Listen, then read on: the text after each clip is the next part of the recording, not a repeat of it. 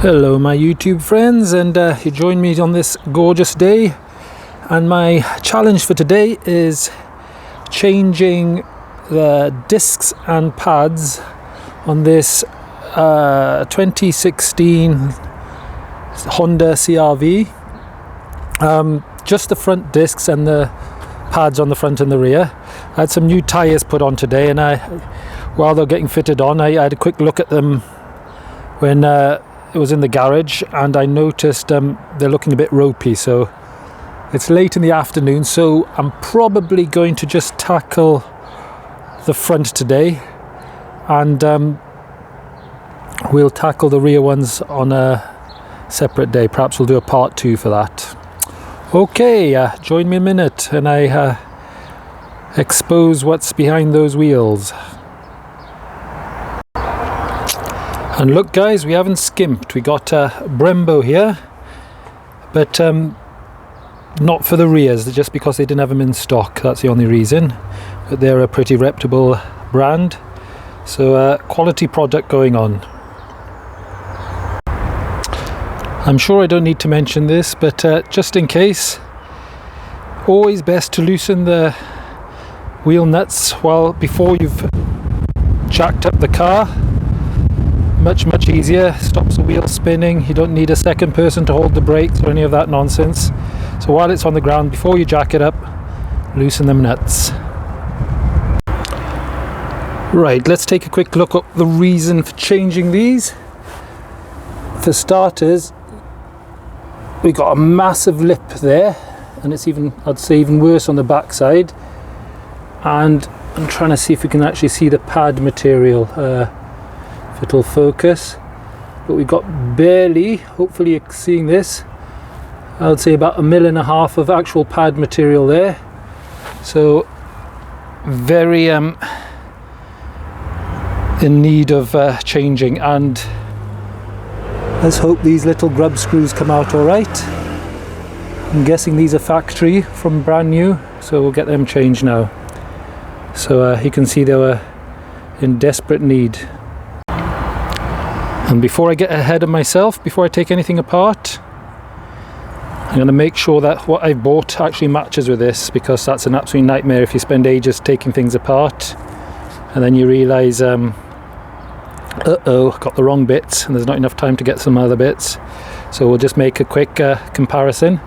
So I'll just run you ahead. Check out my other videos. I've done this on a Citroen C3, I think. Done it on the Toyota Celica. But it's pretty much the same procedure. We'll start off by removing the brake pads, which will be a couple bolts behind there. I'm assuming it's much like any other car. Never done a Honda CRV before, but give everything a good clean when you put it back together, and that will be it really. So I'll show you the next process in a minute. Right, I'll just run you through what I've done so far. There's a couple 13 mil bolts on the back of the caliper, which hold on to this where are we, this sort of get my bearings, this sliding pin in there. Good idea to maintain that. We'll come on to that in a minute. So we take those off, and all I've done is stick a screwdriver in between the pad and the disc.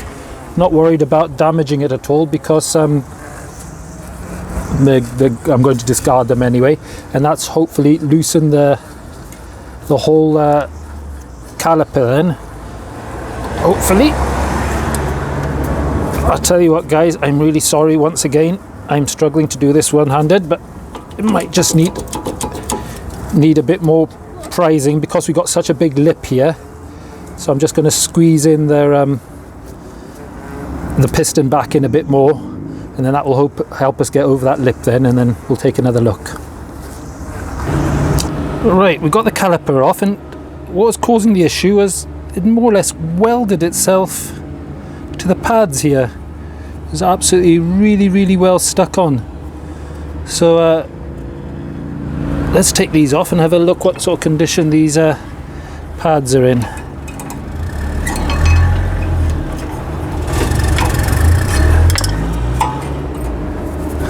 Oh my gosh, not much left at all there. So the other side's worse actually, so this is the actual better of the two sides. So what we'll do is we'll give all these metal parts and everything a really good clean, and we'll do the same with the rest of it, and we'll check these pins as well, the slide pins, if they need re-greasing. So we'll do all that, and really important to do that.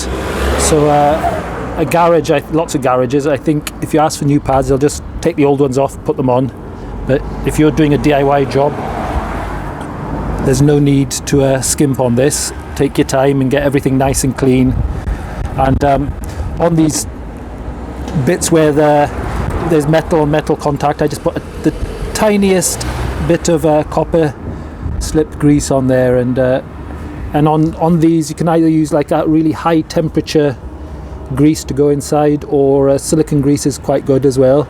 So they're moving really nice and freely. So we'll check everything over, and the next task will be to take the disc off. Right, this is the difference when you buy a quality product.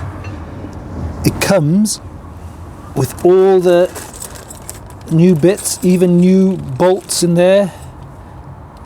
So they're like, and all the new metal components, everything is in there, lovely clean. And just look at the difference between the old and the new there. So you can see a big difference there. And like I said, the other side's even worse. So I will definitely be using Brembo again. They seem to be a quality product, they do. Nicely packed, and I'm sure it's worth every penny. So I'm going to crack on with getting this off. Wish me luck, because I know in the past there's been a bit of cursing. Hopefully there won't be this time. Right, I've just removed the caliper holder, and it was two 17mm bolts just there. They're quite tough, so I required this fella, the big breaker bar, and I turned the wheel right across, and it's quite easy access then. And I've just loosened these two grub screws, and the bit I used was a PH2. Don't use a PZ, the posi drive, it doesn't fit as well. Definitely a PH. So we'll whip that off, and we shall see from history. Often these are just welded on, but we shall find out any second now. So there is a little trick of taking these off, and I'll show you that in a minute if it doesn't come off. Right, a couple taps of the hammer on the back of there and it popped off quite easily, but I have in the past had a real nightmare. But a simple little trick: get the correct thread, a bolt, and just screw them into there, and it'll pop it out then, just using the power of the screw then. So that's a nice little tip there. But this one has come off nice and easily. We'll take it off, give it all a really good clean up, get the new one on. Right, new disc on. I know I keep harping on, but I am so impressed with this product. This is Brembo discs. I've never used them before. The finish on them is excellent. You know, even that surface there is sort of enameled or painted or something like that, and they just don't look like they're going to rust, you know, a week later. You know, it just looks like a very good quality product. And just one other thing I was going to say, while you got the wheel off, have a look at a few other things. You can see this connection here with the brake pipe there, that's looking a bit rusty, so I'll rub that down, put a bit of grease on it, and even these the shock bolts there, I'll give them a little bit of a grease and everything as well. So while you got things exposed, it's a good opportunity to do a little bit of maintenance, so use that opportunity. But thumbs up to Brembo, I think, definitely. So my next task is I'll take all the metalwork off these, put new, and we'll get it all back together. Right, just taking the sliding pins off there. They're moving fairly free-ish, not too bad, but I'm going to take off a bit of the old grease and put some fresh on, and I'm going to use I've just got this silicone grease here, which and it's important which grease you use, because you don't want that will damage the rubbers, so make sure you get the correct grease for those. So I'm going to give those a clean, apply some of this, and we'll slot it all back together. And there we go, we've got our nice new metalwork on there. So we'll bolt that back in, get it really in nice and tight. That's really important. I've got those sliding pins all greased up, and before the pads go in, I'll put just a tiny bit of copper grease on those contact spots. Hardly anything at all, just a tiny bit. So let's get those in. Right, so we've got the caliper holder back in, and got that in nice and tight. And like you've seen, we've got the metal work in there. So all I'm going to do is just put a tiny dab of copper grease, which I've just got from there, on either end there, and that's it. Some people go a bit crazy with this stuff. There's no need to really. So I'm going to slot one in, and then hopefully tease the other one in. I can't see what I'm doing here. Oh, there it goes, and it slots in. I'll do the same with the other one. We've got the right side. Yep. Oh, very satisfying job it is, putting new parts on. Is it just me, or does anyone else get that same satisfaction? So that's all I'm doing, is just putting a tiny bit there, just where it makes contact. No more. There, just there, just on the little contact points. And then we'll slot that in. Really careful not to get any grease or stuff on there at all. So I get very frustrated if I get any grease on anything. There we go. And on the calipers, on the caliper, yeah, it is the caliper, yeah. I'm just going to put a tiny bit of grease there, and just a tiny bit on the actual ring there, hardly anything. It is just a minute smearing really. This keeps the corrosion at bay, and keeps the squeaks away as well. Do that there. And one thing I haven't mentioned, I've squeezed the piston right back as far as I could. So in a second, we're going to find out if I've squeezed it back far enough. And I can tell already I have. Fantastic. So, that's important. We've got to line up those so they slide in. And the same at the bottom. I should have done that before I started. Oh, there it goes. Just stops that spinning around, that's all. And that's basically it. And then they even gave us some new bolts. Keep raving on about Brembo. So put the new bolts in. Locate that. You should just. I never tighten one up very tight. I always leave it loose and then get the other one located as well. Then it's much easier.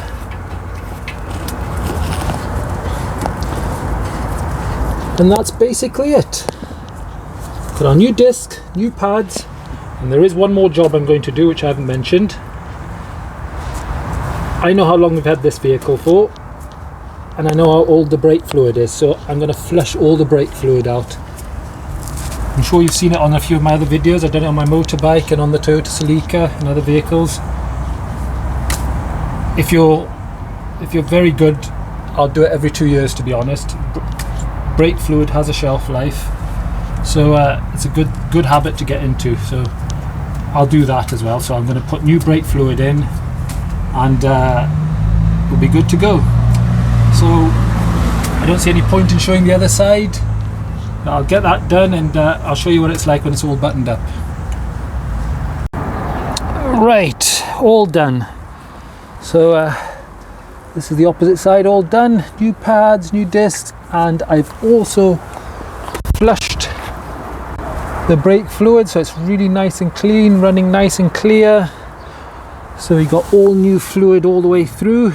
And what I always do is I don't like to flush all the old dirty fluid through, so I syringe most of it out before putting new fluid in. Makes sense. So we got that one done, and we got this one done.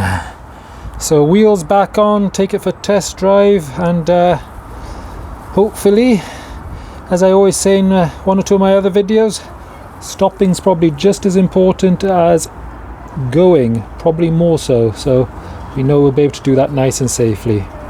So my usual like and subscribes, and Look forward to you in the next video.